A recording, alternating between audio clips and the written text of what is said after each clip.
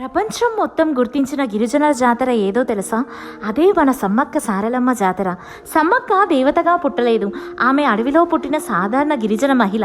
కాకతీయ కాలంలో గిరిజనులపై ఎక్కువ పన్నులు విధించేవారు. అది చూసి సమ్మక్క అడిగింది, మా అడవులపై నీకు హక్కెక్కడిది అని. అన్యాయానికి ఎదురుగా సమ్మక్క యుద్ధం చేసింది. ఈ పోరాటంలో జంపన్న మరణించాడు, పగడిద్దరాజు మరణించాడు, సారలమ్మ మరణించింది. చివరికి సమ్మక్క అడవిలో లీనమైపోయింది.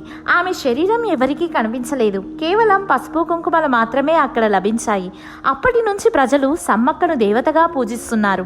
ప్రతి 2 సంవత్సరాలకు ఒకసారి మేడారం జాతర జరుగుతుంది.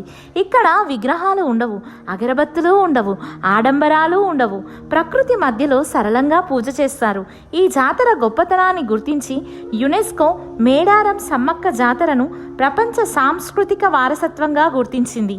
అందుకే ఇది కేవలం పండుగ కాదు, ప్రపంచం గౌరవించిన చరిత్ర. Thank you.